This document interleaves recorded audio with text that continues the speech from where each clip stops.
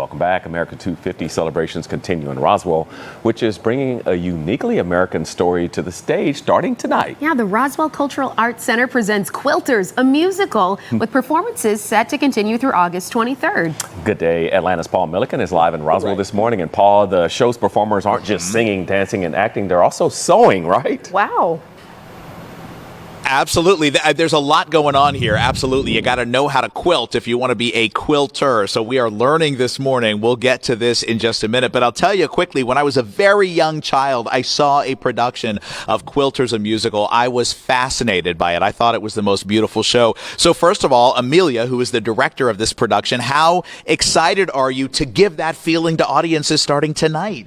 I am so excited to have audiences come see this show. I think they are going to be blown away by these harmonies, this dance, and this importance of a textile art that has been handed down through generations of women. Absolutely. And it's so perfect for Roswell, don't you think? Yes, since Roswell itself was founded by these 6 textile families that came up from Savannah, started this whole thing. I think it's wonderful to have that pioneer spirit embraced. Yeah, and something neat about this show is it's not just about quilting. It's sort of put together like a quilt, right? I mean, it's a lot of disparate stories that then come together for one big story.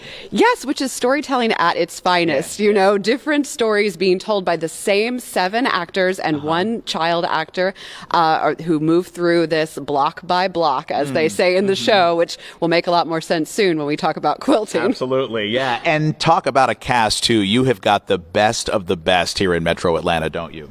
Yes, I mean, we have Roswell local Terry Burrell, who has done so many shows on Broadway. She's been in shows inside Atlanta and is just a treasure to work with, as well as a great cast rounding that out in this truly ensemble show. Yeah. Okay, I'm going to put you on the spot. Do you quilt? Okay, so I actually have quilted. I learned when I was 13.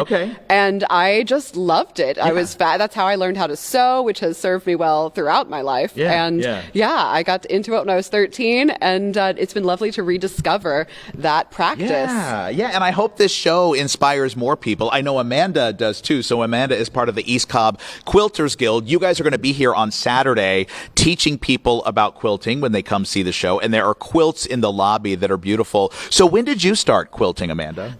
Probably about 50 years ago is when I made my first quilt. But then I raised 2 daughters and did a lot of sewing with them. But then quilting about 35 years ago, I really got into quilting. Wow, came back into your life. Yes, I joined the guild and learned more and you have been quilting ever since. Yeah. So show me some of the parts of a quilt, because I told you before, I think we have sort of maybe a misconception that every quilt kind of looks similar with the big blocks and everything. So it does start with these, right? It starts with your favorite fabric, and it starts out small, and then it grows into blocks, and then the blocks grow into the blocks grow into a quilt.